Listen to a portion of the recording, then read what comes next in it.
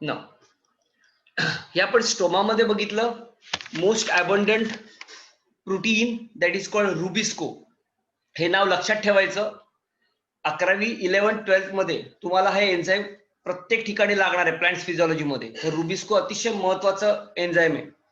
याच्या व्यतिरिक्त स्टोमामध्ये एमजी असतो, एमएन असतो, एफई असतात. प्लस स्टोमामध्ये हे जे काय बारीक डॉट डॉट तुम्हाला दिसत आहेत ऑल आर बारीक बारीक हे सगळे रायबोसोम्स आहेत. Okay, they are ribosomes. And you know that ribosomes in the chloroplast we called as or plasmid we called as plastidoribosomes असं आपण काल बघितलं. And all they are of 70S type. 70S टाईपचे असतात. याच्या व्यतिरिक्त हा डायग्राम पूर्णपणे नाही काढलाय त्यांनी, अदर कुठल्याच डायग्राम मध्ये व्यवस्थित दाखवलं नाहीये. याच्या व्यतिरिक्त याच्यामध्ये सर्क्युलर डीएनए आपण ह्या पण डायग्राम मध्ये नाहीये. सर्क्युलर डीएनए असतो जो आपण पुढे बघणार आहोत. से हे स्ट्रक्चर मी तुम्हाला क्लोरोप्लास्ट सांगितलं. आपण थायलॉकॉइडच्या आत जाणार आहोत काय आहे एक्झॅक्टली बघायला. इथं पण दुसरं स्ट्रक्चर आहे बघा. याच्यात हा जो दिसतो आउटर मेम्ब्रेन आहे, त्याच्यानंतर आतला इनर मेम्ब्रेन आहे. आउटर मेम्ब्रेन आणि इनर मेम्ब्रेनच्या मध्ये थोडी स्पेस असते. ओके, हा सगळा आतला जो पार्ट आहे that is called as lumen. ज्या लुमेन मध्ये मॅट्रिक्स असतं ज्याला आपण स्ट्रोमा असं म्हणतो, वी कॉल्ड एज स्ट्रोमा. आणि या स्ट्रोमामध्ये असंख्य ग्रॅना असतात. असंख्याला ग्रॅना म्हणतात, एका ह्याला ग्रॅनम म्हणतात. Okay, this is granum. आणि सगळे एकत्र आले की त्याला ग्रॅना असं म्हणतात. आता ऍक्च्युली इथं पण त्यांनी दाखवलं नाहीये हे तयार कसं होतात. आता सांगितल्याप्रमाणे आतला जो मेम्ब्रेन आहे, the inner membrane get invaginated, the invagination takes place and from invagination many sac like structures are formed. They are called as thylakoids. So single sac is called thylakoid. So this is 1 2 3 4 5. See, compare करा. एकावर एक आपण पुस्तकं ठेवतोय बघा. केमिस्ट्रीचं पुस्तक, फिजिक्सचं पुस्तक, बायोलॉजीचं पुस्तक, मॅथ्सचं बुक, त्याच्यानंतर तुमच्या टेक्स्टबुक असे एकावर एक ठेवलं. सो एक बुक ऍक्ट्स एज ए और कन्सिडर एज ए थायलोकॉइड. सो असे असंख्य थायलोकॉइड तयार झाले की जे तयार होतं त्याला म्हणतात एक पार्ट, त्याला म्हणतो आपण ग्रॅनम. असे असंख्य ग्रॅनमला एकत्र म्हणतात ग्रॅना. आणि सगळे ग्रॅनम एकमेकाला कनेक्ट होतात by means of stroma lamellae. So हे जे दिसत आहेत तुम्हाला ते सगळे स्ट्रोमा लॅमिले दिसत आहेत इकडे. ओके, हा एक हा लुमेनचा पार्ट आहे. आता ह्याच्यामध्ये सुद्धा म्हणजे एक थायलॉकॉइड जर बाजूला केला, एक थायलॉकॉइड जर काढला तर तो सुद्धा 2 मेम्ब्रेनने बनलेला आहे. It is also made up of 2 membrane. त्याच्या आत सुद्धा कॅव्हिटी आहे, त्याच्या आत सुद्धा लुमेन आहे. ऍक्च्युली जे पिगमेंट आहेत आपण पुढे बघणार आहोत, जे आपण क्लोरोफिल बघितलं, क्लोरोफिल ए, क्लोरोफिल बी, हे मेन पिगमेंट आहेत. हे सगळे जे पिगमेंट आहेत त्याला फोटोसिंथेटिक हे सगळे जे पिगमेंट आहेत हे पिगमेंट सगळे या मेम्ब्रेन वरती असतात. आपण पुढे बघूया ते. आता आपण याचं स्ट्रक्चर बघूया म्हणजे तुमच्या लक्षात येईल. बघा, आय होप हे तुमच्या सगळ्यांच्या स्ट्रक्चर, बेसिक स्ट्रक्चर लक्षात आलंय. आता बघू आपण. बघा, chloroplast is a double membrane bound structure made up of and outer and inner membrane. हा एक गोष्ट सांगायची राहिली. आउटर जो मेम्ब्रेन आहे ना, this outer membrane is smooth. Outer membrane is smooth, which contain less protein and it is permeable. Whereas the inner membrane is also smooth, but it contain more protein and it is selectively permeable. Okay, it is selectively permeable. Outer membrane is smooth. बाहेरचा membrane smooth आहे, पण त्याच्यामध्ये protein कमी आहे, having less protein. And permeable. Permeable means it allow, कोणाला यायला जायला permission देतात ते. पण आतला जो मेम्ब्रेन आहे, the inner membrane is also smooth but more protein. बाहेरच्या मेम्ब्रेन पेक्षा आतल्या मेम्ब्रेन मध्ये प्रोटीन जास्त आहे. And it is selectively permeable. सगळ्याच वस्तूंना गोष्टीला आत येऊ देत नाही आणि आतनं बाहेर जायला देऊ देत नाही. So that is important thing. So the outer membrane is smooth, contain less protein and permeable, whereas inner membrane is also smooth but more protein and selectively permeable. हा नुसता permeable होता, हा selectively permeable आहे. याच्यामध्ये कमी protein आहे, याच्यामध्ये जास्त प्रोटीन आहे. Now inner space is filled with, आतली जी स्पेस सांगितलेली मी तुम्हाला, that filled with matrix, and that matrix is called as stroma, stroma, stroma. Now stroma is rich in enzyme such as rubisco. The full form of rubisco is ribulose biphosphate carboxylase. हे डोक्यामध्ये कोरून ठेवा, हा अतिशय महत्वाचा part आहे हा Rubisco. हा रुबिस्को तुम्हाला फोटोसिंथेसिस आणि ह्याच्यामध्ये कायम लागणार आहे. रुबिस्को रुबिस्को रुबिस्को नाव येणार बरंच. सो रुबिस्को लक्षात ठेवायचं. It is Rubisco RUBISCO RUBISCO असे 3 पार्ट आहेत. Ribulose bisphosphate, RU for ribulose, BIS for bisphosphate, and CO means carboxylase. So ribulose biphosphate carboxylase required for Darr reaction in photosynthesis. आता मी जे तुम्हाला सांगितलं, क्लोरोप्लास्ट मध्ये stroma जो आहे आणि थायलॉकॉइड जे आहेत त्याच्यामध्ये एक फोटोसिंथेसिस होतं. फोटोसिंथेसिस 2 पार्ट मध्ये होतं, एक डार्क रिएक्शन आणि एक लाईट रिएक्शन. त्यातली जी डार्क रिएक्शन आहे ही या स्ट्रोमा मध्ये होते, म्हणजे मॅट्रिक्स मध्ये होते, आणि लाईट रिएक्शन जी प्रोसेस ही आहे ती या म्हणजे बाकीची जी प्रोसेस आहे ती त्या स्ट्रोमाच्या ह्याच्या थायलॉकॉइडच्या पार्ट मध्ये होणार. Okay. Now the inner membrane of chloroplast shows invagination and form these infold membranous structure. बघा हा पार्ट सगळा. Okay. Now each sac is called thylakoids. हा जो काय सेपरेट झालेला पार्ट आहे, इन्व्हॅजिनेशन मधला सेपरेट झालेला पार्ट आहे, they are called as thylakoids. The thylakoids are arranged in stacks like the pills of coins called grana. Okay. Singular ला ग्रॅनम म्हणतात, म्हणजे असंख्य एकावर एक ठेवले त्याला ग्रॅनम म्हणतो आपण. Each chloroplast contain about 220 to 100 ग्रॅनम, 20 ते 100 ग्रॅनम असतात. Now stroma lamellae. Stroma lamellae म्हणजे कोण, तर दोघांना जोडणारे. Stroma lamellae are flat membranous tubules connecting the thylakoids of the different granums. वेगवेगळ्या थायलॉकॉइड्सला डिफरंट ग्रॅनमने जोडणारे, that is called as stroma lamellae. So this is called as stroma lamellae. हा स्ट्रोमा लॅमिल्ले यांना आणि यांना जोडणारा. ओके. हे थायलॉकॉइड्स आहेत, 1 2 3 4 5 6 असे सगळे थायलॉकॉइड्स आहेत. कळते. आणि थायलॉकॉइडच्या आत पण कॅव्हिटी असते ज्याला आपण लुमेन म्हणतो. नाउ पुढे जाऊया. See this is the structure. आता मी काय केलं लक्षात घ्या. आता मी घेतलं ना, एक थायलॉकॉइड काढला, बरोबर ना, म्हणजे एक पुस्तक काढलं मी, से बायोलॉजीचं पुस्तक काढलं, आणि बायोलॉजीच्या पुस्तकाच्या आत काय बघतोय मी. आता एक त्यातली सॅक काढली, तर ती एक थायलॉकॉइड जी आहे ना ती 2 मेम्ब्रेनची बनलेली आहे. ते तुम्हाला डिटेल स्ट्रक्चर नाहीये, पण कळावं म्हणून मी याकडे डायग्राम टाकलाय बघा. The membrane of the thylakoid enclose a space. बघा हा एक थायलॉकॉइड आहे, हा एक, बरोबर. हा दुसरा आहे, हा असा मेम्ब्रेन आहे, तो दुसरा, हा तिसरा आहे. अशी असंख्य थायलॉकॉइड्स आहेत. हा बाजूचा सगळा भाग आहे, हा स्ट्रोमा आहे, बरोबर ना. या छोटे छोटे पॉइंट पॉइंट पॉइंट दिसत आहेत ते सगळे रायबोसोम्स आहेत. सो हे सगळं दिसतंय, हे स्ट्रोमा आहे तुमचा, आणि या स्ट्रोमा मध्ये असलेले हे थायलॉकॉइड्स आहेत. कळते. हे जे आहेत हे मी मगाशी म्हटलं इनर मेम्ब्रेनचं इन्व्हॅजिनेशन बाहेर आलंय, आणि इन्व्हॅजिनेशन येऊन हे एक सॅक तयार झाली आहे. ही एक सॅक, ही दुसरी सॅक, ही एक सॅक म्हणजे एक थायलॉकॉइड आहे, ही एक थायलॉकॉइड आहे. असे असंख्य थायलॉकॉइड एकमेकांवरती ठेवलेले असतात, आणि ते तयार झाल्यानंतर जे फॉर्म होतं दॅट इज कॉल्ड एज ग्रॅनम. 1 2 3 असे वेगवेगळे थायलॉकॉइड तयार झाले, ते ग्रॅनम. आता एक थायलॉकॉइडच्या आत, ही पण डबल मेम्ब्रेन असते, एका थायलॉकॉइडच्या आत ही स्पेस आहे ज्याला थायलॉकॉइड स्पेस असं म्हणतात. ओके. एटीपी फॉर्मेशन जे होतं ते या पार्ट ठिकाणी होतं, कुठल्या या मेम्ब्रेन मध्ये. आणि ही जी काय मेम्ब्रेन आहे, हा मेम्ब्रेन दिसतोय सगळा, या मेम्ब्रेन वरती, कोणाच्या, थायलॉकॉइडच्या मेम्ब्रेन वरती हे पिगमेंट असतात जे आपण बघणार आहोत. क्लोरोफिल A B जे पिगमेंट आहेत, हे सगळे पिगमेंट इथे असतात. कुठे असतात, मेम्ब्रेन वरती असतात. ओके. थायलॉकॉइडच्या मेम्ब्रेन वरती असतात. So membrane of the thylakoids enclose a space called as lumen. So this is lumen. Black काय ते येलो कलर दिसतोय सगळा, ती लुमेन आहे थायलॉकॉइडची. हा एक थायलॉकॉइड आहे. The chlorophyll chlorophyll is a photosynthetic pigments are present in the thylakoid membrane. So chlorophyll A, chlorophyll B, chlorophyll A, chlorophyll B, chlorophyll C असे वेगवेगळे पिगमेंट्स आहेत.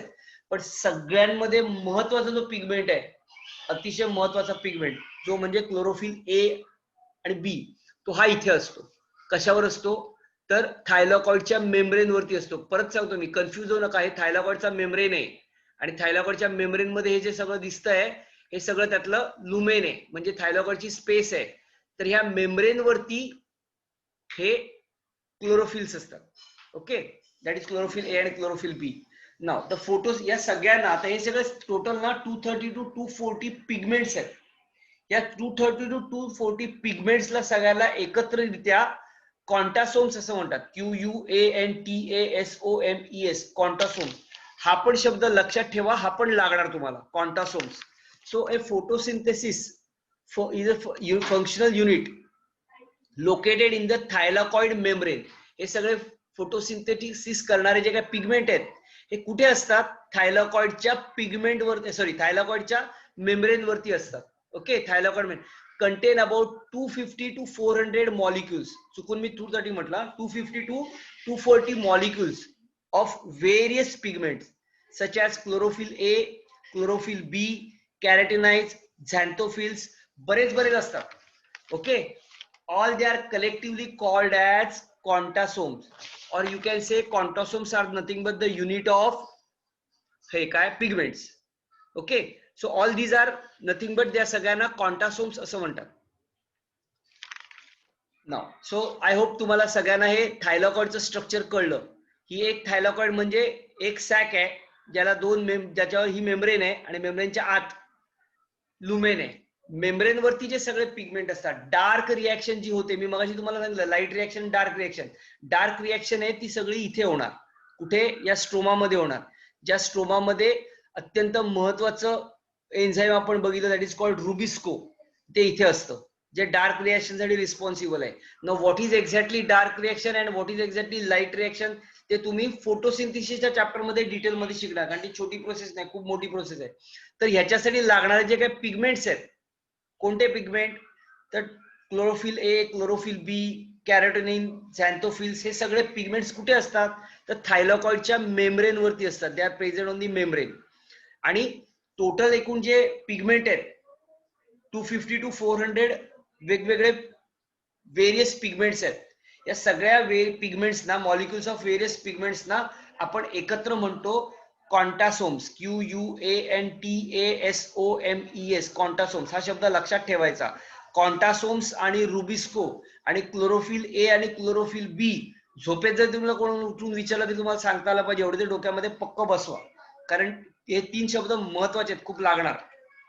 ओके, सो आपण हे बघितलं थायलॉकॉइडचं स्ट्रक्चर. थायलॉकॉइडच्या आत काय असतं, अजून बरंच थायलॉकॉइडच्या आत असतं, पण ते तुम्हाला इथे आता अपेक्षित नाहीये. तुम्ही जेव्हा फोटोसिंथेसिस शिकाल त्यावेळेला तुम्हाला येईल, इलेक्ट्रॉन ट्रान्सपोर्ट वगैरे अजून बरंच काय त्याच्यामध्ये मिळणार तुम्हाला. So now we discuss enzymes. Now the stroma of the chloroplast. आता आपण मगाशी मी थोडंसं एन्झाइमचं मी तुम्हाला सांगितलेलं, ते आता इकडे आपण बघूया. The stroma of the chloroplast content enzymes required for synthesis of carbohydrates. Example starch. Okay, that is the enzyme of Calvin cycle and dark reaction and protein synthesis. Now ही पण केल्विन सायकल वगैरे तुम्ही तिकडे बघणार आहात, किंवा dark reaction तिकडे बघणार आहात फोटोसिंथेसिस मध्ये. The important enzyme of kelvin cycle is Rubisco. या सायकलला लागणारं सर्वात महत्वाचं एन्झाईम आहे ते म्हणजे रुबिस्को, जे सीओला म्हणजे कार्बन डायऑक्साइडला पकडतो. Now Rubisco is the most abundant enzyme on the earth. Rubisco constitutes 60% protein of the chloroplast. त्याच्यानंतर एन्झाईमच्या नंतर तो शेवटचा पार्ट येतो, that is called DNA. Now DNA कसं असतं, the stroma contains small double standard circular DNA molecules. आता कुठल्याच diagram मध्ये, म्हणजे आपल्या पुस्तकातल्या डायग्राम मध्ये सुद्धा डीएनए पण दाखवला नाहीये किंवा लेबल पण केलं नाहीये.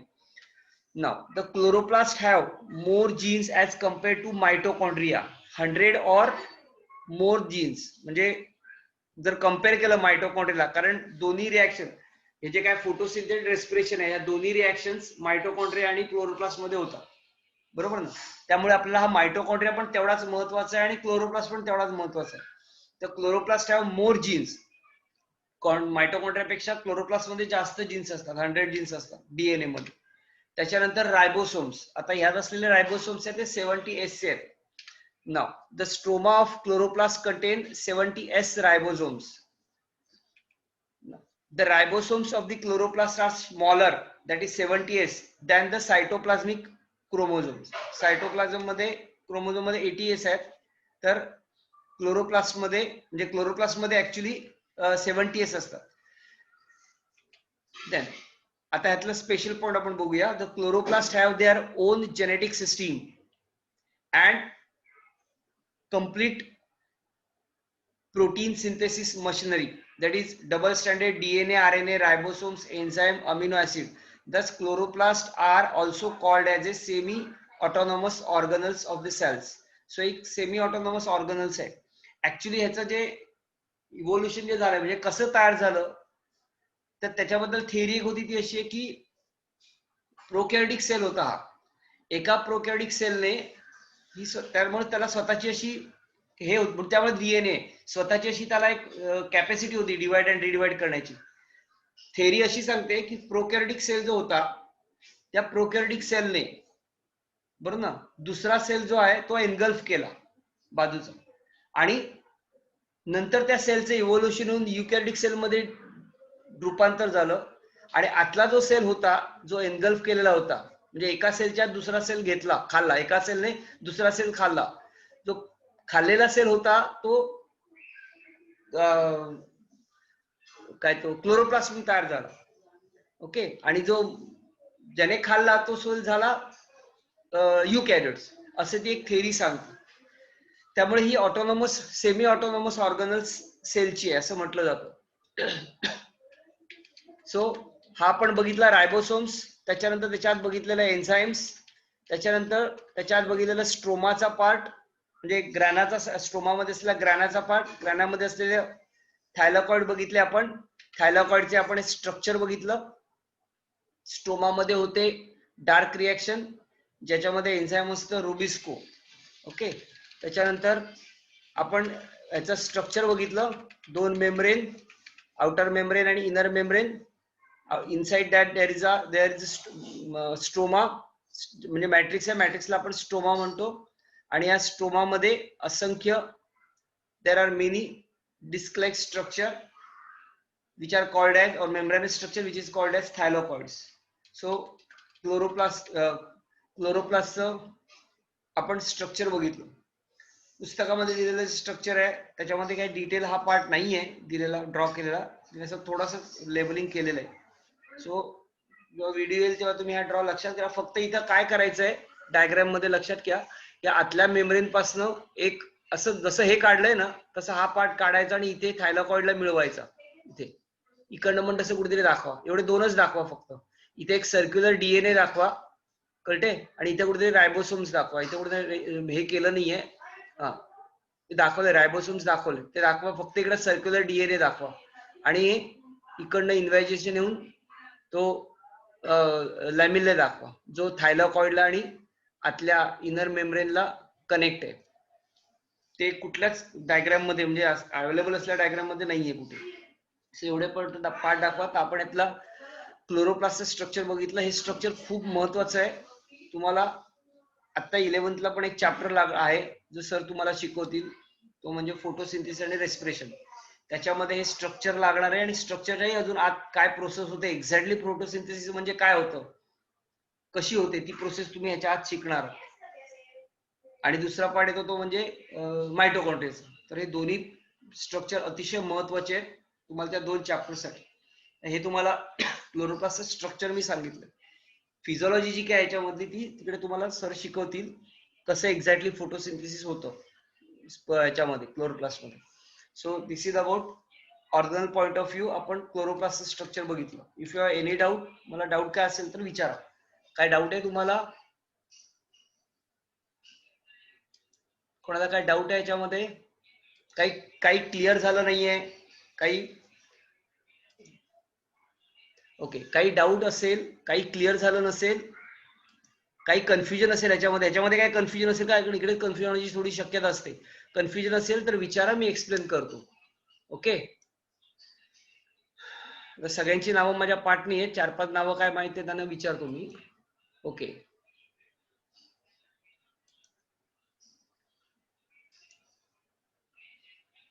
हा, इथे सगळे दिसत आहेत का, सगळ्यांना क्लिअर झालंय का?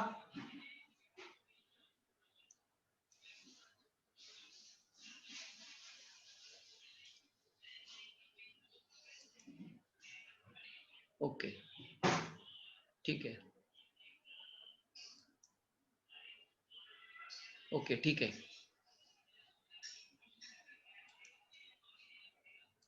आय होप तुम्हाला सगळ्यांना व्यवस्थित कळलं असेल, कोणाला काय डाऊट नसेल. ठीक आहे. आणि एवढे करून काय आला डाऊट तर व्हॉट्सअपवरती माझा नंबर आहे, माझ्या नंबरवरनं तुम्ही काय डाऊट असेल तर मला विचारू शकता. फक्त एक लक्षात ठेवा, काय होतं माहितीये का, तुम्ही जे विचारता ना ते सगळ्याच्या सगळं मला टाईप करून पाठवणं शक्य नसतं, कारण मी पाठवल्यानंतर परत तुम्हाला जे काही शंका येणार याची मला कल्पना असते.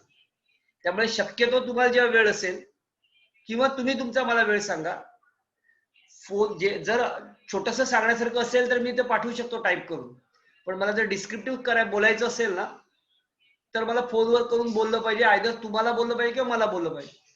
सो एकतर तुम्हाला चालत असेल तर तुम्ही फोन करा, नाहीतर मी केलं तुम्हाला चालत असेल तर मी पण फोन करतो, पण जेणेकरून ते टॉपिक क्लिअर होऊ देत, पॉइंट क्लिअर होऊ दे, काय डोक्यात राहायला नको तुमच्या.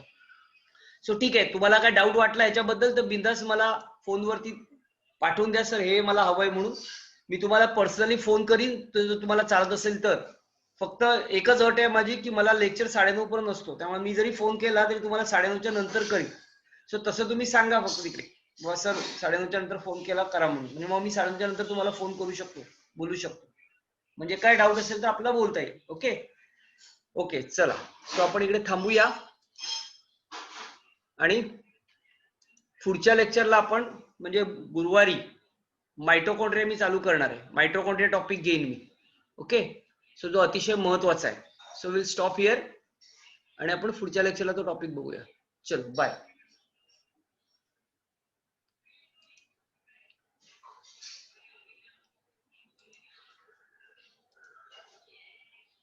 मी करतो मीटिंग.